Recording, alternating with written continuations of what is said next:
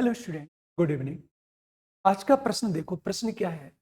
Reverse migration की बढ़ती प्रवृत्ति के कारणों को स्पष्ट करें। रिवर्स माइग्रेशन की बढ़ती प्रवृत्ति के कारणों को स्पष्ट करें। क्या रिवर्स माइग्रेशन प्रवासन से गांव और शहर दोनों के समक्ष चुनौतियों में वृद्धि होगी? Question mark. यदि हाँ, रिवर्स माइग्रेशन से उत्पन्न चुनौतियों के समाधान के लिए उचित सुझाव दें। मतलब ये पूरा का पूरा जो प्रश्न है रिवर्स माइग्रेशन पर है। अब प्रश्न के कितने पार्ट हैं? प्रश्न का पहला पार्ट यह है कि बढ़ती प्रवृत्ति के कारणों को स्पष्ट करें, रीजन क्या है, रिवर्स माइग्रेशन क्यों हो रहा है। दूसरी चीज, रिवर्स माइग्रेशन से गांव और शहर दोनों के समक्ष चुनौतियां पैदा हो रही हैं।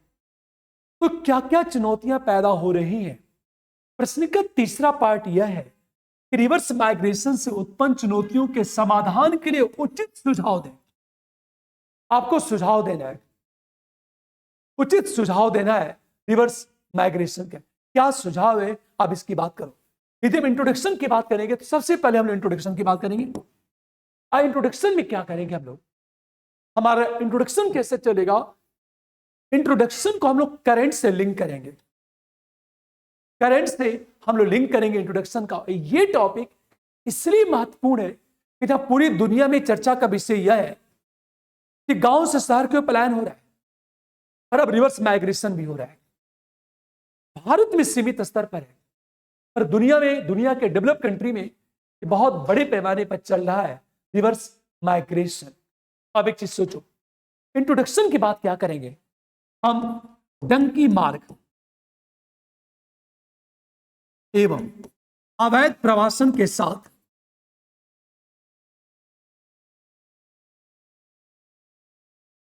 अवैध प्रवासन के साथ आंतरिक प्रवासन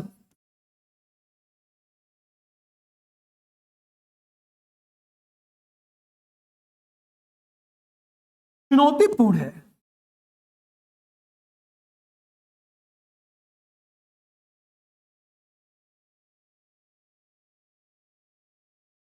अब ऐसा ध्यान दो इस बात को, टंकी मार्ग अवैध प्रवासन के साथ आंतरिक प्रवासन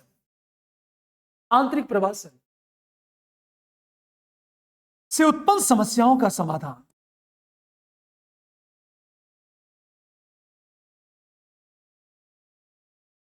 समस्याओं के बीच रिवर्स माइग्रेशन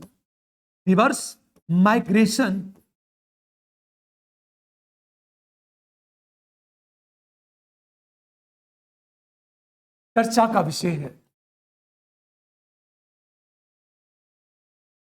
जहां शहर से गांव की ओर पलायन,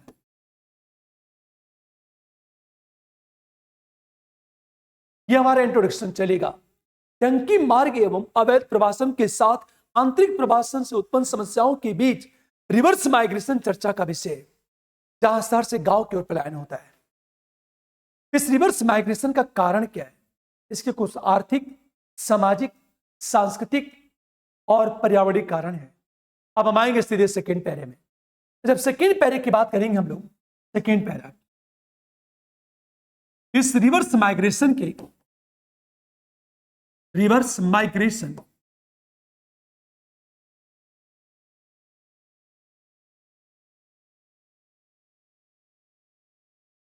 अनेक कारण हैं।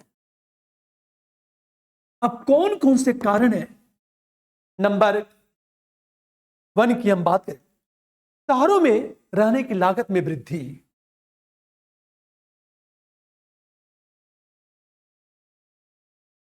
शहरों में रहने की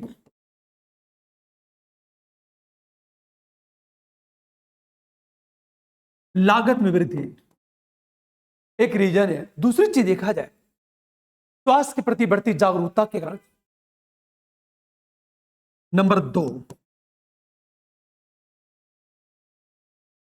स्वास्थ्य के प्रति बढ़ती जागरूकता एवं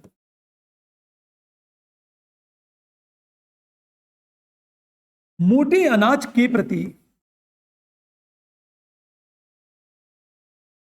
रुचि की बात करें तथा दुग्ध उद्योग, पशुपालन, मछली पालन के लिए दुग्ध उद्योग, पशुपालन एवं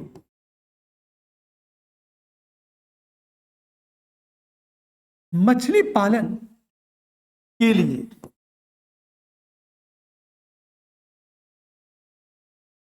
गांव में अनुकूल वातावरण का निर्माण, अनुकूल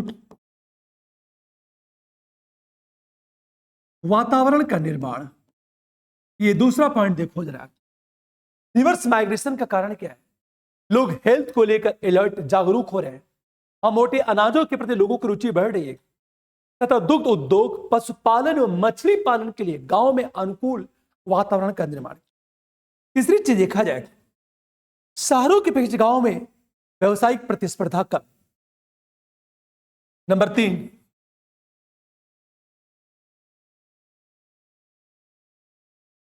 शहरों की अपेक्षा गांव में व्यवसायिक प्रतिस्पर्धा कम।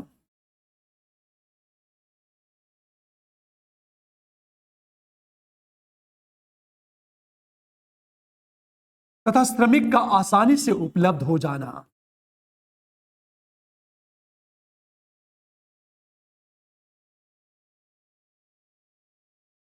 आप सोचो, गांव में व्यवसायिक प्रतिस्पर्धा आज भी कम है। अगली चीज देखा जाए, शहरों में क्या होता है? परिवार और दोस्तों से दूर रहने के कारण अकेलापन, अलगाव। हम 4 की बात करें, देखो आप, नंबर 4, शहरों में परिवार एवं दोस्तों से दूर रहने के कारण अकेलापन,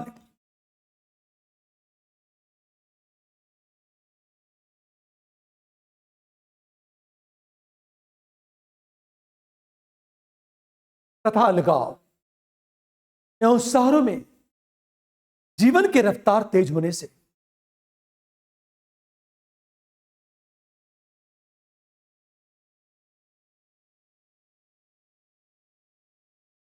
अलगाव एवं शहरों में जीवन का रफ्तार तीव्र,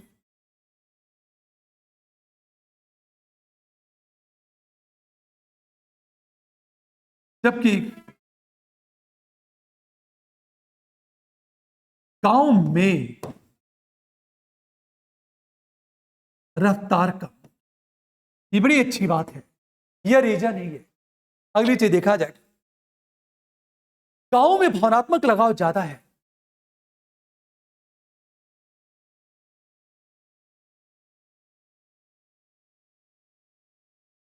भावनात्मक लगाव ज्यादा, जबकि शहरों में कम है। Reverse migration. अगली चीज, शहरों में बढ़ता प्रदूषण।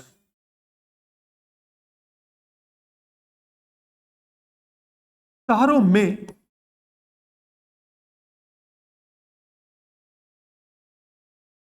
बढ़ता प्रदूषण तथा गांव में कृषि क्षेत्र में बढ़ती अपार संभावना है। गांव में कृषि क्षेत्र में बढ़ती अपार संभावना है।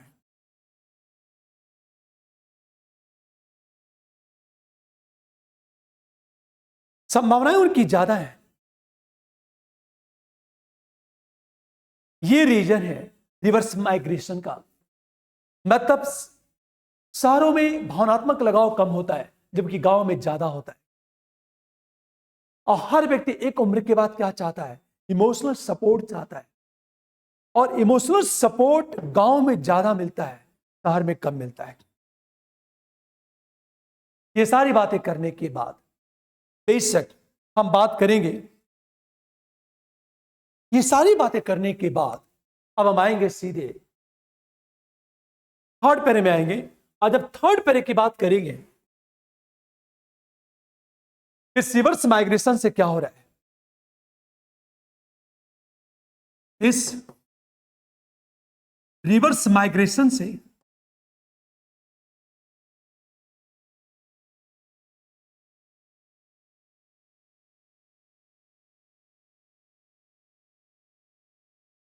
सारे भीड़ भाड़ कम होने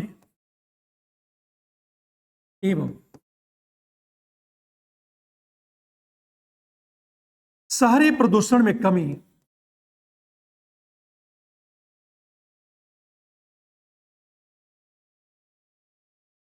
की संभावना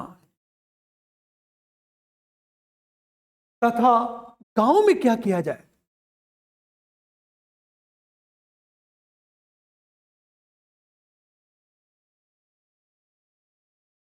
पशुपालन एवं कृषि क्षेत्र में रोजगार के अवसर में वृद्धि,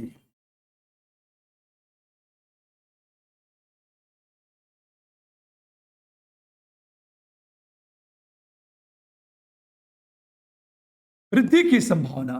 किंतु रिवर्स माइग्रेशन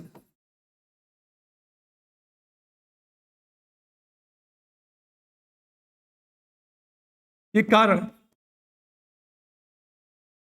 गांव एवं शहर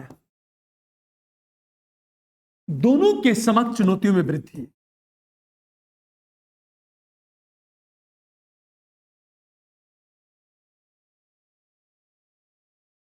जैसे दोनों के समक्ष चुनौतियों में वृद्धि क्यों हो रही है, जैसे नंबर 1, रिवर्स माइग्रेशन से शहरों में सस्ते श्रमिकों की कमी। नंबर 1, रिवर्स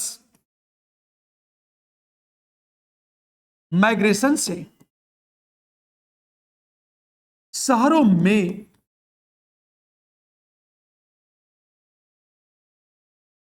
सस्ते श्रमिकों की आपूर्ति बाधित, परिणामतः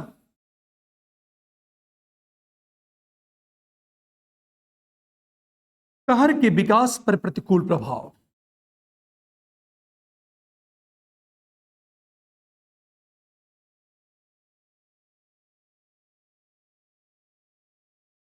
मतलब रिवर्स माइग्रेशन होगा तो शहरों में सस्ते श्रमिक की आपूर्ति बाधित होगी, रिवर्स शहर के विकास पर प्रतिकूल प्रभाव पड़ने की संभावना।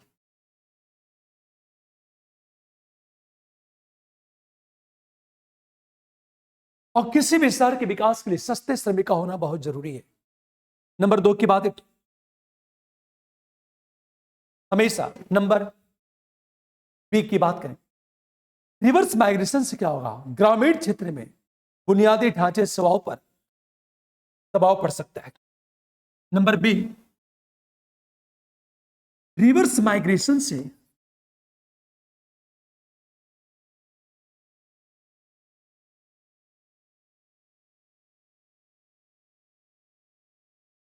गांव के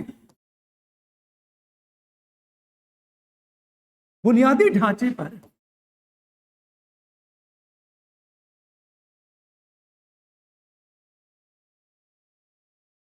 दबाव पड़ सकता है।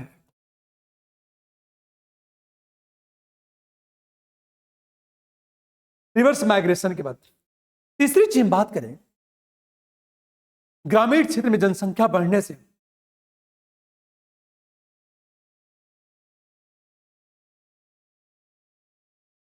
क्षेत्र में जनसंख्या बढ़ने से पानी, भूमि एवं आवास का संकट पैदा हो सकता है।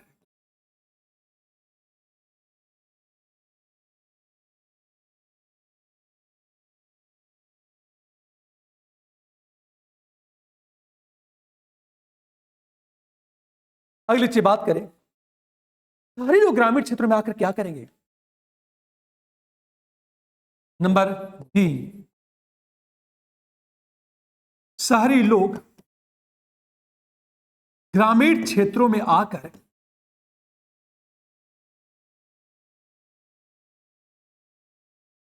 अपनी संस्कृति एवं जीवन शैली को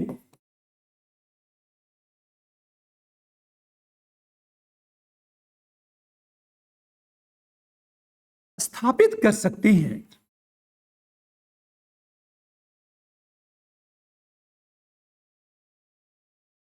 जिससे गांव की पारंपरिक संस्कृति और जीवन शैली, गांव की पारंपरिक संस्कृति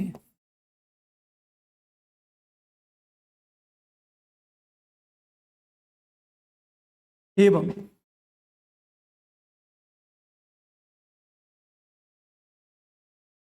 खतरे में पड़ सकती है। अब एक चीज देखो, रिवर्स माइग्रेशन तो हो रहा है, पर रिवर्स माइग्रेशन शहर और गांव दोनों के लिए चुनौतीपूर्ण है। गांव के बुनियादी ढांचे पर दबाव पड़ सकता है। ग्रामीण क्षेत्रों में जनसंख्या बढ़ने से पानी, भूमि और आवास का संकट पैदा हो सकता है। अगली चीज, जब शहर के लोग गांव में जाएंगे तो गांव में ये लोग अपने कल्चर को स्थापित करेंगे, तो ग्रामीण कल्चर पर प्रतिकूल प्रभाव पड़ सकता है। ये सारी बातें करने के बाद अब हम आएंगे सीधे थर्ड फोर्थ पैरे में आएंगे। अतः रिवर्स माइग्रेशन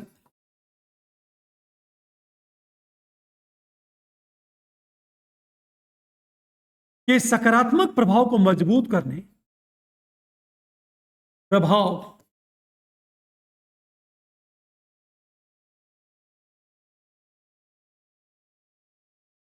एवं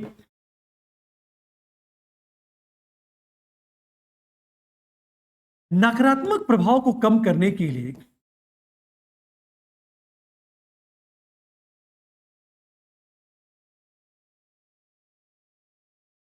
यह आवश्यक है, यह कि क्या आवश्यक है रिवर्स माइग्रेशन में? ग्रामीण क्षेत्रों में बिजली, पानी, सड़क, स्कूल और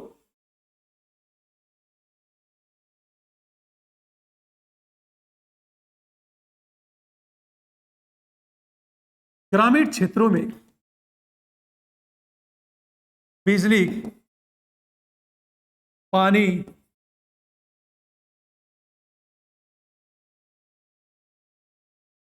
स्कूल एवं स्वास्थ्य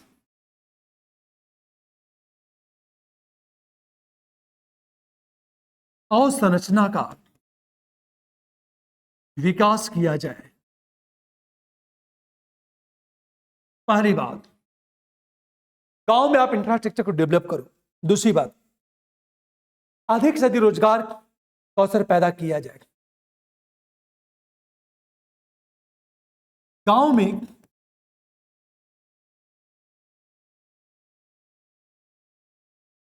अधिक से अधिक रोजगार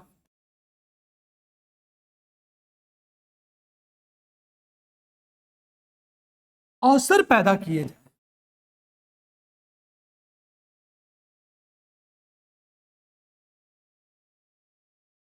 गांव में क्या हो, अधिक से अधिक रोजगार का अवसर पैदा किए जाए। इसके लिए क्या करना होगा? इसके लिए पशुपालन, प्रसंस्करण एवं कृषि आधारित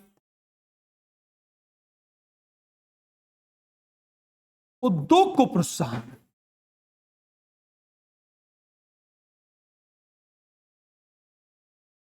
मतलब ग्रामीण क्षेत्र में यदि रोजगार क्रिएट करना है तो पशुपालन को प्रमोट करो, प्रोसेसिंग की बात करें और कृषि आधारित उद्योग को प्रमोट किया जाए।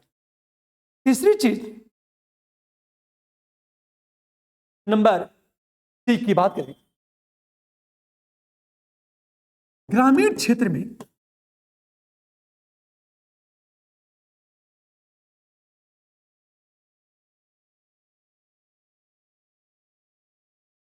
हम स्वच्छता की बात करें एवं पर्यावरण संरक्षण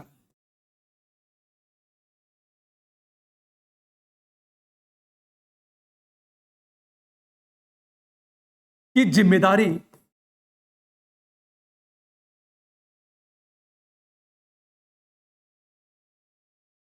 ग्रामीण लोगों को लेनी होगी।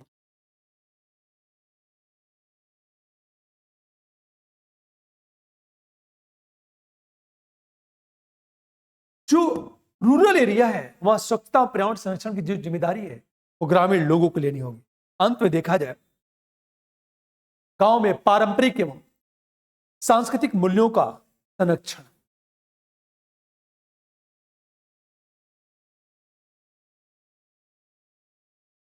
पारंपरिक एवं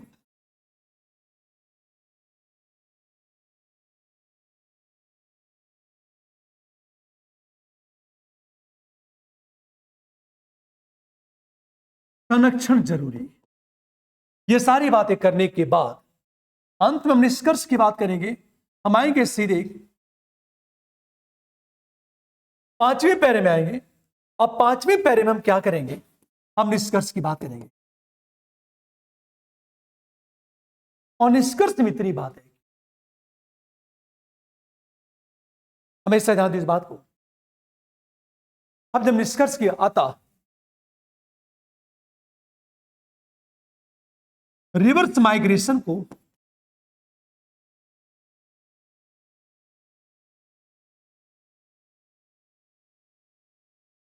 तर्क संगत एवं आर्थिक समृद्धि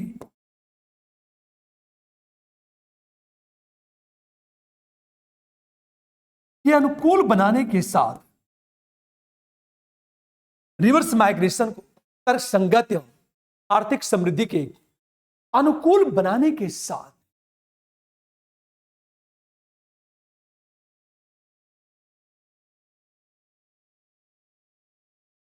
पलायन एवं रिवर्स माइग्रेशन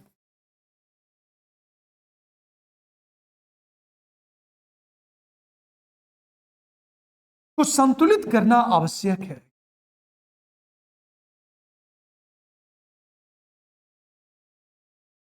अतः रिवर्स माइग्रेशन को तर्कसंगत एवं आर्थिक समृद्धि अनुकूल बनाने के साथ पलायन एवं रिवर्स माइग्रेशन को संतुलित करना आवश्यक है। ये टॉपिक महत्वपूर्ण इसलिए है कि पूरी दुनिया में चर्चा हो रही है माइग्रेशन, लोग गांव से शहर की ओर जा रहे हैं। अब यूपीएससी पूछेगा तो रिवर्स माइग्रेशन से संबंधित प्रश्न पूछ सकता है। बहुत बड़े पैमाने पे यहां से क्वेश्चन पूछा जा सकता है रिवर्स माइग्रेशन से संबंधित, जिसकी चर्चा हम लोग कर चुके हैं। ठीक है, ये टॉपिक बहुत ही ज्यादा आपके लिए महत्वपूर्ण होगा। पर मैं एक बात कहना चाहता हूं, आप लाइक जरूर करो, शेयर करो, सब्सक्राइब भी करो और कमेंट बॉक्स में जाकर कमेंट जरूर किया करो। मैं एक फिलॉसफी का टीचर हूं, मैं बार बार कहता हूं कि फिलॉसफी में 280 प्लस पाना आज भी बहुत आसान है यूपीएससी के लिए फिलॉसफी में। और मेरे जितने विद्यार्थी हैं सब 280 प्लस पा चुके हैं। और 2022 का जो मार्कशीट आपने देखा होगा 2023 में आ चुके।